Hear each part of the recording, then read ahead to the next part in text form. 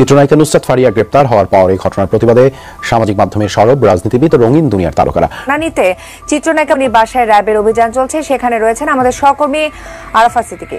আমরা সরাসরি চলে যাচ্ছি সেখানে। পৃথক 3টি অভিযানে 21,17,200 টাকা উদ্ধার করেছে পুলিশ। অভিযোগ আছে সাবেক ডাক ও টেলিযোগাযোগ প্রতিমন্ত্রী জুনায়েদ আহমেদ পলকের জাদুর পরশেই নাকি কপাল খুলেছিল নুসরাতের। প্রতিমন্ত্রীর মন খারাপ হলেই ডাক পড়তো এই অভিনেত্রীর। পলকের মন ভালো করে নিজের আখের গুছিয়ে নেয় এই ফ্লপ অভিনেত্রী। দর্শক, থাইল্যান্ডে যাওয়ার পথে অভিনেত্রী নুসরাত ফারিয়া, যিনি বাংলাদেশ চলচ্চিত্র জগতের একজন অন্যতম নায়িকা, তিনি গ্রেপ্তার হয়েছেন। তার গ্রেপ্তার হওয়ার পরেই একে একে বেরিয়ে আসছে সকল চাঞ্চল্যকর তথ্য।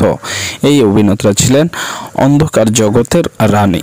তিনি পলকের সাথে তার গোপন সম্পর্ক রয়েছে এবং তিনি থাইল্যান্ডে যাচ্ছিলেন সাবেক রাষ্ট্রপতি আব্দুল হামিদের খেদমত করার জন্য, তার সহকারী হিসেবে থাকার জন্য। আরও বিস্তারিত দেখুন আজকের ভিডিওতে। নুসরাত ফারিয়াকে ঢাকার হযরত শাহজালাল আন্তর্জাতিক বিমানবন্দর থেকে গ্রেফতার করেছে ইমিগ্রেশন পুলিশ। রোববার সকালে থাইল্যান্ড যাওয়ার সময় বিমানবন্দরের ইমিগ্রেশন চেকপোস্ট থেকে তাকে গ্রেফতার করা হয়। সাবেক মন্ত্রী পলকের ঘনিষ্ঠ সহযোগী এই অভিনেত্রীর বিতর্কিত রঙিন জীবনের বিস্তারিত জানাচ্ছেন মেহেদী হাসান। ইমিগ্রেশনে পৌঁছে গিয়েছিলেন নুসরাত ফারিয়া, আর একটু হলেই উড়াল দিয়েছিলেন, কিন্তু শেষ পর্যন্ত উড়োজাহাজে নয়, পুলিশের হেফাজতেই গেলেন তিনি। ভাটারা থানার একটি হত্যা চেষ্টা মামলার আসামি এই বিতর্কিত অভিনেত্রীকে থানা থেকে ডিবি হেফাজতে নেওয়া হয়েছে।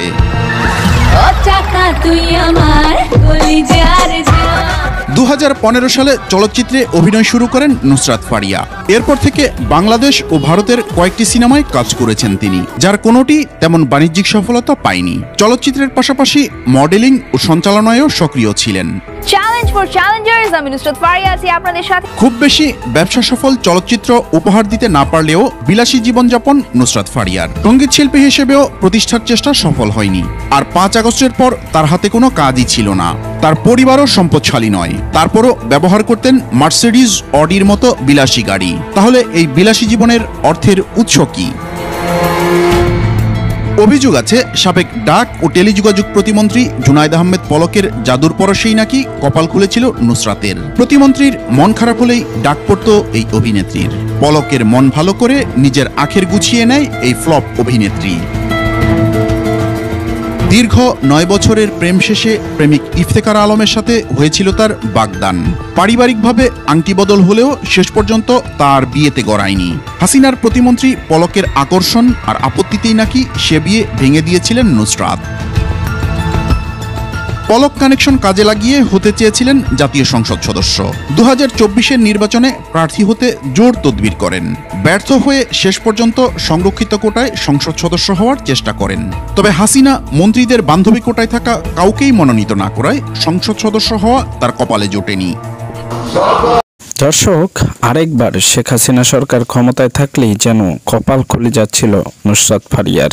তিনি হঠাৎ এত টাকার মালিক হলেন কি করে এবং পলকের সাথে নুসরাত ফারিয়ার কি সম্পর্ক? শেষ পর্যন্ত পলকের স্ত্রী সেই তথ্য দিলেন। বিস্তারিত দেখুন এই ভিডিওতে। তার আগে বলে রাখতে চাই দর্শক, এরকম নিত্য নতুন ভিডিও পেতে চ্যানেলটিকে সাবস্ক্রাইব করে পাশে রাখা বেল বাটনটি অন করে দিন। নুসরাত যেন অন্ধকারের নায়িকা। তার সেই কালো হাতছানিতে ঢাকাই সিনেমার অনেক নায়ক ঝাঁপ দিয়ে বিতর্কে জড়িয়েছেন। জুলাই অভ্যুত্থানের পর অনেকটা গা ঢাকা দেন বিতর্কিত অভিনেত্রী নুসরাত ফারিয়া। রোববার চেষ্টা করেন বিমানবন্দর দিয়ে থাইল্যান্ড পালাতে, কিন্তু কপাল মন্দ, ধরা পড়ে যান পুলিশের জালে। চিত্রনায়িকা নুসরাত ফারিয়া গ্রেপ্তার হওয়ার পর এই ঘটনার প্রতিবাদে সামাজিক মাধ্যমে সরব রাজনীতিবিদ ও রঙিন দুনিয়ার তারকারা। প্রতিক্রিয়া জানানো অনেকেই জুলাই আন্দোলনের সময় সোচ্চার ছিলেন। একজন অভিনেত্রীকে গ্রেপ্তার ও কারাগারে পাঠানোর ঘটনায় উদ্বেগ জানিয়েছেন তারা। রোববার থাইল্যান্ড যাওয়ার সময় ঢাকার হযরত শাহজালাল আন্তর্জাতিক বিমানবন্দর থেকে গ্রেফতার হন চিত্রনায়িকা নুসরাত ফারিয়া। সোমবার এই অভিনেত্রীকে কারাগারে পাঠানোর নির্দেশ দেন আদালত। এমন ঘটনায় সামাজিক যোগাযোগ মাধ্যমে তীব্র প্রতিক্রিয়া দেখা যাচ্ছে। জাতীয় নাগরিক পার্টির নেতা হাসনাত আব্দুল্লাহ ফেসবুকে লিখেছেন, এগুলো বিচার নয়, এগুলো হাসিনা স্টাইলে মনোযোগ ডাইভারশন। দুপুরে এক ফেসবুক পোস্টে এনসিপির দক্ষিণাঞ্চলের মুখ্য সংগঠক হাসনাত আব্দুল্লাহ লেখেন, সরাসরি হত্যাকাণ্ডে জড়িত খুনিকে দেশ থেকে নিরাপদে বেরিয়ে যাওয়ার সুযোগ দেওয়া হয়। শিরিন শারমিনকে রাষ্ট্রীয় তত্ত্বাবধানে বাসায় গিয়ে পাসপোর্ট করে দেওয়া হয়। দ্বিতীয় ট্রাইব্যুনাল জানুয়ারিতে হওয়ার কথা থাকলেও মে মাসে এসেও শুরু হয়নি। হাসনাত আব্দুল্লাহ প্রশ্ন তুলেছেন, ইন্টারিম 626 জনের লিস্ট কোথায়?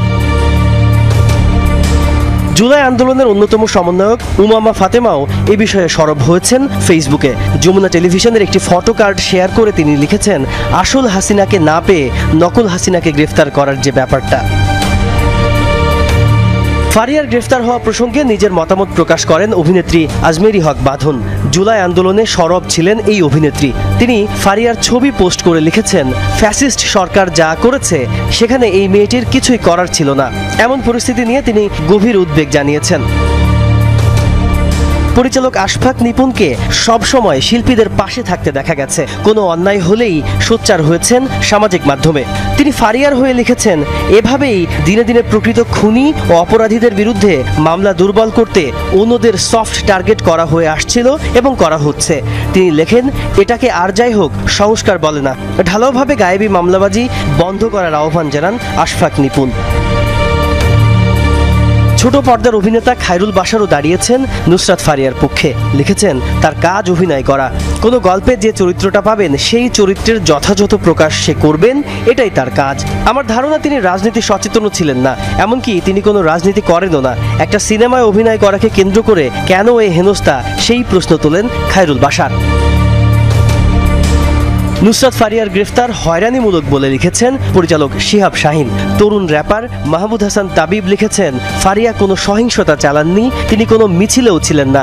তিনি বুঝতে পারেননি শিল্পীদের কোনো রাজনীতিতে ঘেঁষতে নেই। নুসরাত ফারিয়ার কোনো মন্তব্যের জেরে যদি তাকে হত্যাকারী বানানো হয় তবে তা অসুস্থ বিচার ব্যবস্থার উদাহরণ, লেখেন তাবিব।